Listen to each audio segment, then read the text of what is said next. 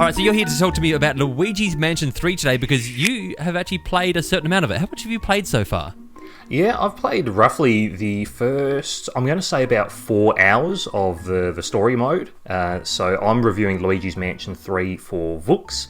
And yeah, I've got the full review code, and yeah, been playing for a little bit now. Just the story mode. I haven't yet had the chance to jump into the Scare Scraper or any of the multiplayer mini games, but yeah, I've played a decent chunk of the story mode and tested out some of the co-op features as well. Okay, I got to ask you about the story then, because when I think of Luigi's Mansion games, I don't really think of like a heavy story. I just think it sets it up at the start, now go explore the entire mansion. What's this one like for actual story, cutscenes, all of that type of stuff? Are you allowed to talk about that first of all as well? Yeah, I can certainly talk about it because fortunately we're in an audio medium. I can't visually show any of the cutscenes because that's can't show any of that. But yeah, the story side of things, it's pretty standard as far as Mario games are concerned. In that, is it more than like a usual Luigi's Mansion game than you kind of come to expect from that, or it's about the same, or?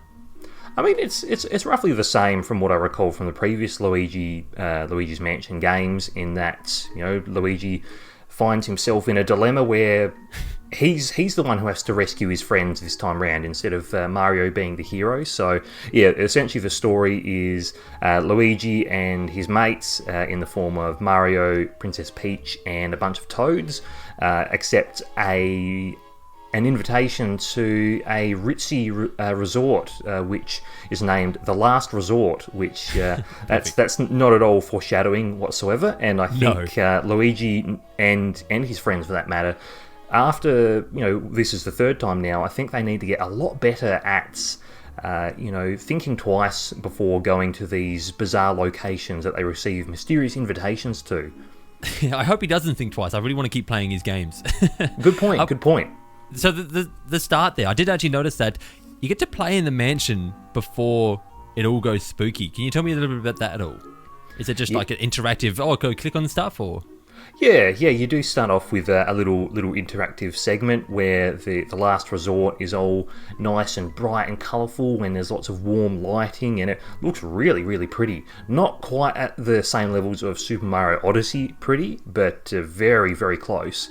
And yeah, you get to control Luigi and just speak to the likes of Mario and Princess Peach, and about how they're excited about this luxurious vacation that they're on. And yeah, you also get to speak to these very weird concierge and hotel staff who are very obviously ghosts, but they're wearing like people clothes and masks to hide for those listening. I'm putting in air quotes. Hide their sort of ghost form, and of course no one's really suspecting a thing. But as is the case in Luigi's Mansion games, things quickly go wrong, and his friends are enslaved in picture frames. How long does this actually take to actually happen? Like, how long do I'm busting ghost in this game, and I'm jumping straight into it? I've got like the good setup to kind of go. Yeah, it really depends, because I'm the sort who likes exploring every nook and cranny. So I spoke to everyone I could speak with, and I played I interacted with various objects and that sort of thing. If you're not poking every single corner of that map, you're not playing the game, if you ask me. yeah. So there's a decent bit of time to sort of explore the hotel lobby, just sort of the base floor level. Before things get started. So if you were really wanting to get on with it, you could do so in a matter of minutes, but you can step through it. Yeah, I probably took 10-15 minutes just having a little poke around and taking screenshots of the pretty screens, but yeah, so there's a little bit of a setup. Okay, tell me then, you've been playing quite a fair bit of it now, and I hear that you haven't just been playing in single player, you've actually been playing in co-op, which I'm wondering, is that just the best way to play the game? Does it not matter? Is it annoying to play single player? Tell me a little bit about that. Yeah, I find, so to start off with, the co-op, so after about roughly an hour and a half, or at least that's what it was for me, like I said, taking my time exploring things, you do come across the famous Professor Egad, and he then gets you to retrieve a special briefcase which was in his hotel room before he got snatched by the ghosts. And in that briefcase is a canister filled with this mysterious green goo. And I think those who have been clued into the series for a little while now sort of know where this is going. But he then, when you return it to Goo'd in the safety of his portable sort of safe house or lab, he'll attach this this canister to the poltergust GOO, which again, another little sort of foreshadowing thing. And from that point onwards, you can summon at will Luigi, who many of us who followed the series know made their first appearance in the 3DS remake of Luigi's Mansion. So Luigi, you can swap between Luigi and Luigi at will by pressing the right stick in, and you can control them alternatively to solve puzzles. And Luigi can squeeze himself, in his gelatinous form through grates and small gaps and spaces that Luigi physically can't fit through. So if you come through a puzzle, you will likely need to summon, for lack of a better word, Luigi, and take control of Luigi and figure that out. And then you can also both use your respective vacuuming abilities and that sort of thing, sort of in an alternating fashion to solve puzzles and that sort of stuff, and it works really well. But the really cool thing that I've found is that once you've got Luigi, you can have drop-in, drop-out co-op, which is really, really cool. So grab someone with a second controller and they can play Luigi completely independently of you playing Luigi, and you can sort of interact with one another and solve puzzles together, playing at the same time, and it works really, really well. Who did you play this with, by the way? Did you have a friend, brother, partner? Yeah, so my younger brother Michael, who's quite often my co-op buddy for a lot of games, he jumped in as Luigi. And how well do you work together? we work together pretty well, but Michael is quite fond of causing a bit of chaos and anarchy. So one thing that he discovered very quickly was that one of the new abilities, I don't think this was in Dark Moon on the 3DS, but I'm pretty sure this is new to Luigi's Mansion 3, that one of the Poltergust's GOO's abilities is to shoot out a plunger to stick to objects, and then you can vacuum that plunger and act as a winch of sorts to then grab that and get objects out of the way. What Michael quickly discovered is that playing as Luigi is that the gooey plungers that you shoot out, you can stick them on Luigi's head. So he kept on shooting gooey plungers on my head. So I've got this droopy plunger, sort of almost like in the Pikmin games where they've got the flowers that sort of dangle and lag behind them as they run around. It was sort of like that. So I had these gooey plungers. Are the physics really good of it too? So it's like just jolting around everywhere. Yeah, it's flopping around. There's this gooey plunger.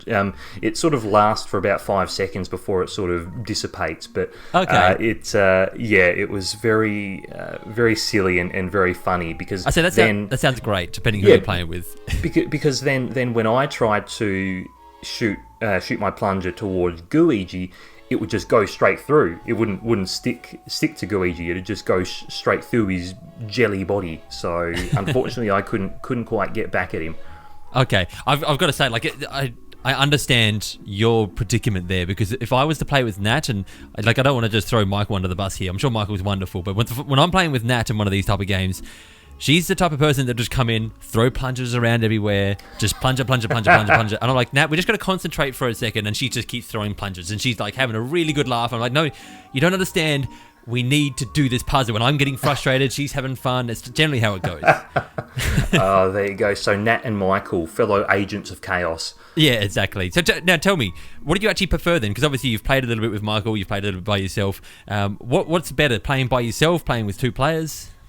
Oh, well, that's really tricky, actually, and I think this is the mark of how well it's designed in Luigi's Mansion 3, is that both are equally viable options to play the game, and both are a great amount of fun.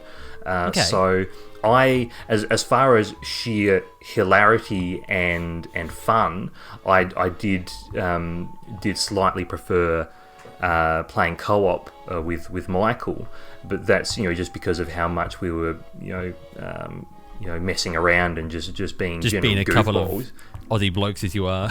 yes, a couple of larrikins as we, but yeah, when I was playing single player, that was very fun in itself, and I'm really impressed by what I've played with Luigi's Mansion 3 so far. Now, I'm glad I just called you Aussie bloke then, because I do have a bit of an Aussie question to ask you.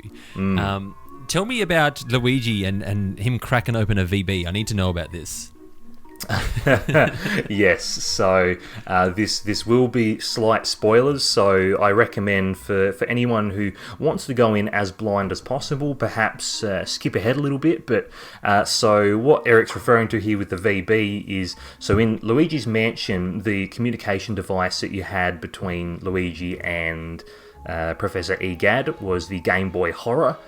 In Luigi's Mansion Dark Moon, it was the dual Scream, and in Luigi's Mansion 3, it's arguably the best one yet. It is a recreation of the Virtual Boy, referred to as the Virtual Boo.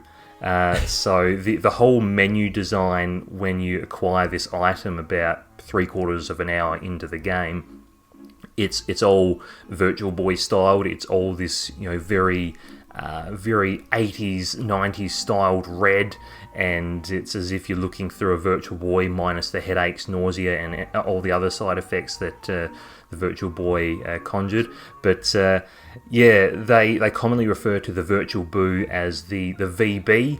So here I am picturing, after a long day of ghost busting in the mansion, I'm just picturing Luigi throwing back a few tinnies of Victoria Bitter and putting back the green tins. So that I did find that mildly amusing, just for sort of the Aussie colloquialism aspect of it. No, I would be distracted by that name constantly coming up as well.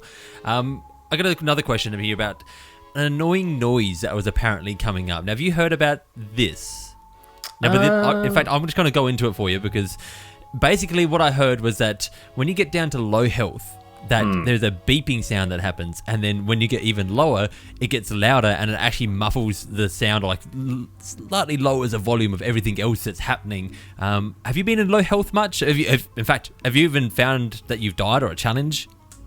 I haven't encountered any real challenge so far. I've been hit a few times by surprise ghosts or spiders that pop up out of unexpected places, but nothing's really been challenging as such of yet. At least from a combat perspective, there's been some very clever puzzles and that sort of thing, but I haven't had to worry about health at this stage. So no, I'm actually not aware of the annoying audio sort of thing yet. So that's something that's entirely new to me. Or maybe I'm just that good. Yeah, I'm just that good. What about the atmosphere of the game? Is it spooky? Do I feel like, a lot of people refer to the original Luigi's Mansion, they look back at it and say, like, that had really spooky atmosphere. Looking at a little bit of this one, it does look like it's kind of darkened up, but do you feel the spooks coming on? Is this like, are we talking Halloween here, or are we just kind of like, it's halfway there? Yeah, I mean, there's only so much they can do with, like, a Mario game. Yeah. It's not we're not at like The Conjuring or Halloween or 13th of October sort of Friday 13th of October sort of things. Here with Luigi, we're not talking about disembodied heads or that sort of thing. But there have been some pretty clever use of light and the sound design as well to sort of generate some genuine feelings of tension. In fact, there was one moment, because there are various sort of peepholes that you can look through into other rooms to try. What are you talking about here, Chris? What on earth are you getting at, Eric? Listen, I'm just. I thought we weren't talking about an M-rated game here. What's going on? Well, in this particular instance, it's just a peephole to look into another room, just to sort of get a feel for how a potential puzzle sort of is to unfold. But they very cleverly decided that while you were looking through this peephole, having a look at this room and trying to figure out, okay, what do I need to solve this puzzle? They thought it was a really good idea to have a spider randomly crawl across the view. So I did. I'm not fond of creepy crawlies and that sort of stuff. So that genuinely was a little bit of an unexpected fright. But Nintendo's getting on with their jump scares. That's fantastic. Did you know that recent Pokemon stream, apparently they had a Pikachu jump scare as well? I like this. They're getting into it. Yes, the 24-hour live stream that, I think there were some people who actually tuned in for the entire 24 hours, and they were that sort of zoned out or tuned in, trying to pick up any hidden clues whatsoever at this Pikachu just jumping out from nowhere and saying g'day, totally scared them witless. So, but another thing is the I don't think this is a spoiler as such, so I'll just go ahead and say it, that one of the main sort of foes of Luigi's Mansion 3 is the return once more of King Boo, and there is a brief section towards the start when things go wrong, that there's a brief little chase section between King Boo and Luigi. And while the chase is very straightforward and it only really serves to sort of progress you to the next part, can you feel the tension or something? Can you? The design of King Boo, the look on King Boo's face. Oh, really? He looks genuinely terrifying. I've got a screen of it, and I was looking at it earlier and thinking, my goodness, perhaps this isn't a game for the very young kids or the easily scared. Like, I remember when I played Luigi's Mansion on the GameCube when I was in primary school, and I had nightmares about that game. And the fortune teller, that got me for a while. That fortune teller, I don't know what it was about that room, but everyone I walked into there, I'm just like, nope. I think. Yeah, and it's not even like a tension or a jump scare moment. It's just that the sheer look of anger on this King Boo's face as it's chasing Luigi down a corridor. The it's like, they set up. Heck, that's pretty genuinely bloody terrifying. Yeah, that get some kids going. I know I would have nightmares. Yeah, without a doubt. Yeah. What about the new moves then? So obviously there's a bunch of new moves. You talked about the plunger already a little bit. Are you finding like the one that blows air and like any of these other new moves great? Do they do too many moves now or? Yeah, I think it all works. It all works pretty well. I think the only thing from the moves that I find a very minor bit irritating is that from Dark Moon, the dark light ability, where you were able to shine this sort of multicolored dark light, UV light sort of thing to uncover hidden secrets, is mapped to the X button, and interacting with objects and that sort of stuff is also mapped to the X button. I hate double mappings. So it's not too bad, because when you're able to interact with something, it will pop up with a visual X button prompt, so you know that you are definitely able to interact with something. Okay. But sometimes I find that a little bit fiddly. But as far as new moves, as you say, I mentioned the plunger earlier, and I think that's been a clever sort of thing, and it's been used quite well, and even in a combat scenario, it's been used to good effect. Okay. Another new ability, at least I don't think this was in Dark Moon, but I could be proven wrong, is that it's not a ground pound as such, but it's sort of a ground slam ability that if you press both of the trigger buttons, the ZL and ZR buttons simultaneously, then the vacuum will let out this sudden gust of air. Is this a gust beneath you type thing? It just goes... Yeah. That, and it sends objects and ghosts sort of... Where do they use that? Like, is that ever used for puzzle solving, or is it just used for combat, or like what is it actually used for? Yeah, it is used for some puzzles. For example, when you find yourself back in the hotel lobby after things have gone wrong and it's all dark and gloomy and everything, to try and get behind a certain object because you can't jump or anything. You're able to use this ability to sort of flip a door open that you weren't able to do so previously. So anything that requires a bit of force to move, consider either using the ground slam ability or the plunger ability. But it's also, the ground slam ability is very handy for crowd control in combat.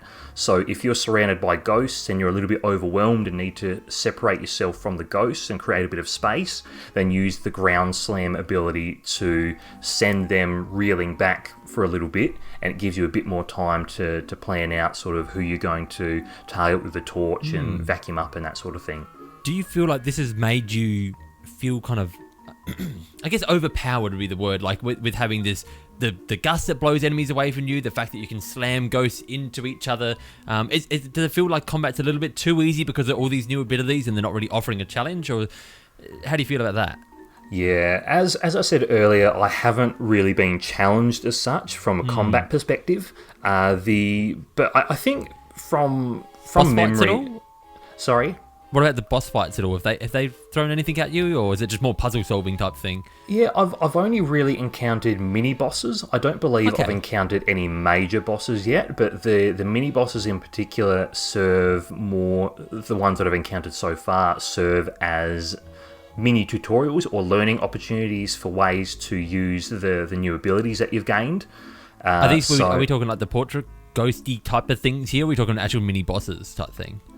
So not portrait ghosts as such. They're sort of like mini bosses or sort of scripted story encounter sort of things. Yeah. But yeah, as far as the combat, I don't think it's a case that Luigi is overpowered as such. I think it's more a case of the game is just sort of easing you in and teaching you these new techniques and abilities, and I probably haven't played enough to give a fair answer as far as whether the game's going to throw up some legitimate challenge with the combat. Do you find the main draw of these type of games to you anyway is really like the exploration, poking into everything, finding puzzles and things like that anyway, or...? That's exactly what I was going to say, is that for me the main attraction for the Luigi's Mansion games is the exploration, is the spookiness, the aesthetic, and watching Luigi react in horror to the various things that happen around him. So for me, the sucking up ghosts is a fun element, and the combat plays more like Dark Moon than it does the first Luigi's Mansion, in terms of you suck up ghosts until the circle forms around the A button, and then you sort of WWE slam them around the room in sort of, it's sort of it's, I think I wrote it as family friendly violence. So that's right, yeah. It's like full on cartoon, like Tom and Jerry just flicking the cat around or something like that. Pretty well. So yeah, it is good fun, what I've had in the combat so far, but to me that plays a secondary role to the exploration as such, yeah. Okay, I think that's about it I got for the questions, but is there anything you want to end on, any other impressions that you kind of walked away with and just thought about this? Yeah, I'm really encouraged by what I've played so far, in terms of, I think one of the big things that was irritating for some in Luigi's Mansion Dark Moon was the mission structure, and that in the various areas that you explored, once you finished a mission, you would be teleported back to the base, and you wouldn't be allowed to sort of keep on exploring until you sort of ventured back into that area. Whereas here in Luigi's Mansion 3, it's more of a continuous exploration, and of course you've got to return back to base at some stages to get new kit or equipment from Professor Egad, or consult with the good professor on various things, but it offers you more of the exploration freedom that's in the original Luigi's Mansion, but some of the sort of slick abilities that Dark Moon provides. So it provides a good combination of both games' abilities and sort of design philosophies. And as I said earlier, Luigi's Mansion 3, it's a good looking game, and I'm a sucker for screenshots, and I've already taken, well, I don't believe there's a limit, but what's arguably too many screenshots for the amount of time that I've played. It sounds like the type of, like, when I initially watched that kind of the opening area, it just sounds like the type of area that I'm like, when Luigi fixes a mansion, it's all golden again, it's all looking nice. I just want some, I don't know, Mario Odyssey DLC where I can just go jump around in that mansion, please. That would be fun. I would be all for that. I mean, I'd be for any Super Mario Odyssey DLC or follow-up, but that's, or some sort of, combined universe dealio or whatever. Wouldn't that be nice? All right, Chris, well, I'm going to wrap it up there, but I do want you to just tell people where they can find you. I mean, I will throw some links down in the show notes below anyway where they can find everything, but tell people where they can find you. Yeah, I reckon the best spot to find me and my work and all of my various ramblings would be on Twitter. So that's at BibbyBoy. That's BIBBYBHOY on Twitter. So, and when can people expect your review to be going up on Vooks? Yeah, so the preview embargo has just lifted, so I've got a preview up now, but also the full review, that will be up midnight of, off the top of my head, Tuesday the 29th of October, which is just before release.